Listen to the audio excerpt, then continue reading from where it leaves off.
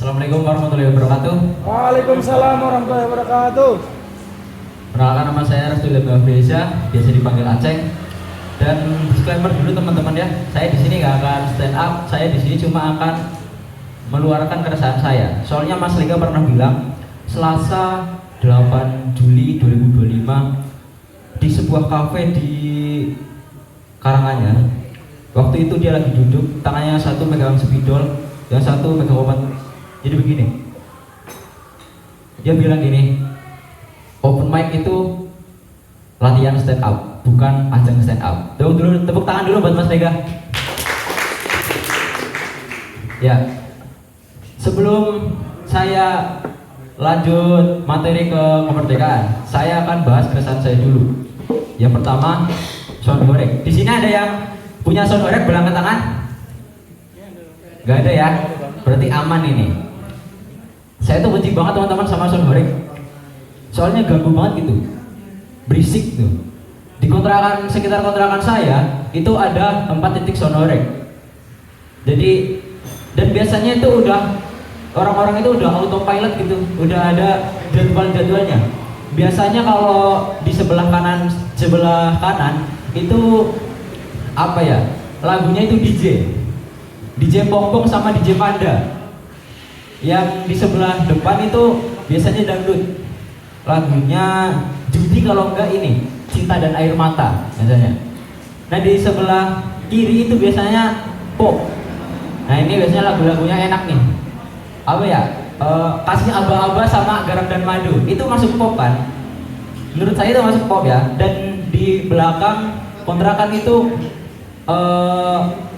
Azan Maghrib. Nah dari keempat itu yang saya nggak benci cuma yang terakhir itu. Dan kenapa gitu orang-orang itu suka gitu main sound horeg? Kenapa nggak main Roblox aja? Seenggaknya walaupun kalian bicara kasar, kalian nggak mengganggu orang lain kan? Mending main Roblox kan?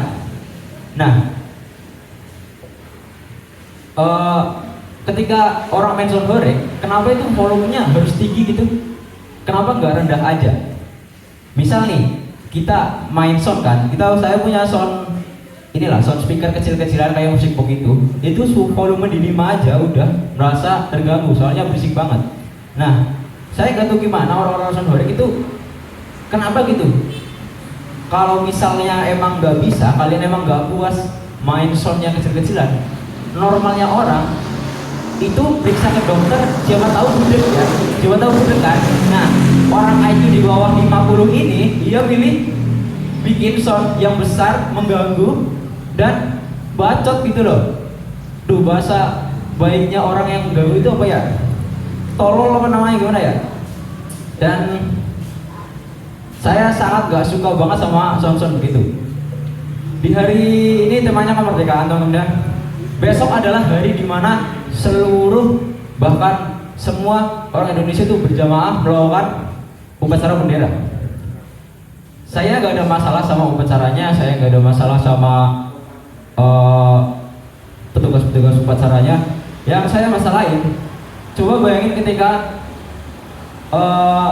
upacara soundnya pakai sound horeg, coba bayangin.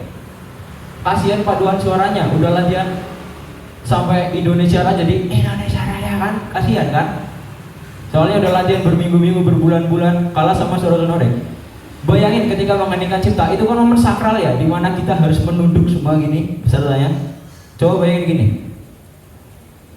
kepada seluruh peserta upacara untuk mengenang jasa para pahlawan, Muhammad Cipta mengeningkan cipta mulai dengan seluruh kan, jadi momen sakral itu jadi momen festival gitu kan, benar kan? Kenapa gitu? Kocak gitu orang-orang yang mention itu. Untung di sini nggak ada ya, jadi aman. Dan di hari-hari ini, di belakang-belakang ini tuh banyak banget event-event, konser-konser gratis untuk memperingati upacara, untuk memperingati hari kemerdekaan. Kenapa gitu? Saya nggak ada masalah ya sama konser gratis itu, saya juga biasanya juga ikut, biasanya juga hadir. Yang saya masalahin ketika ada orang udah mau ikut konser gratis, badannya bau ketek, mulutnya bau ciu. itu kesel banget Pak. Maksudnya gini loh, orang walaupun IQ-nya di bawah 50 itu konsumsi manusia normal itu biasanya dari kebutuhan dan keinginan. Normalnya orang itu baru kebutuhan dulu. Misal nih saya punya 20 ribu, saya mau nonton konser sih, biar nggak mengganggu, saya beli deodoran dong. Normalnya orang beli deodoran dong, biar nggak bau keteknya. Si tolol ini belinya ciu dulu, baru deodoran nggak dipikirin. Jadi pas berangkat konser, yang penting saya mabuk di sini, yang penting nggak ngurus orang lain gitu. Karena ciu nomor satu, ibarat Davina Karamoy, ciu nomor satunya gitu.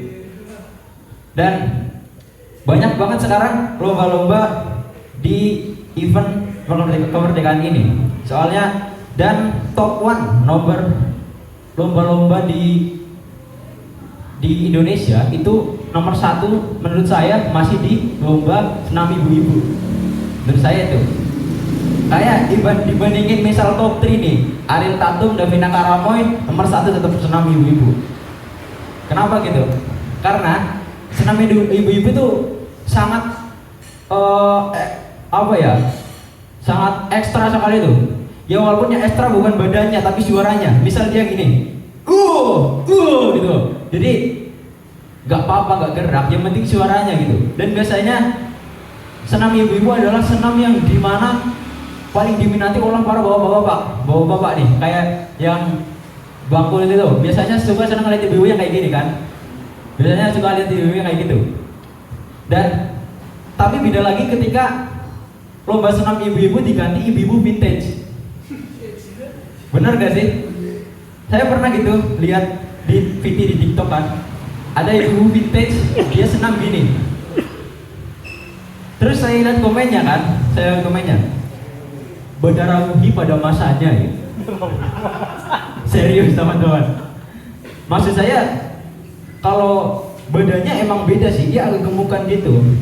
Cuma kalau dari biolanya mungkin saya bisa simpulkan bahwa dia Badara Wuhi versi vintage. Benar teman-teman.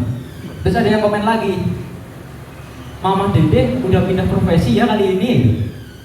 Maksud saya ya memang sih dia agak gemuk gitu, cuma kan pesertanya nggak bilang curhat dong mah, dan Mama Dede juga nggak jawab iya dong gitu kan. Bentar, coba bayangin kalau Mama Dede manggung pakai segoreng. Kalian jadi yang mau ini ya, yang mau curhat dong. Ayo Mas Alkalin, curhat dong mah gitu. Curhat dong mah. Saya jawab ya. Iya dong. Sekian saya Rasul, terima kasih. Beri tepuk tangan buat Aceh. Beri tepuk tangan Aceh. Luar biasa penampilan pertama. Penampilan pertama.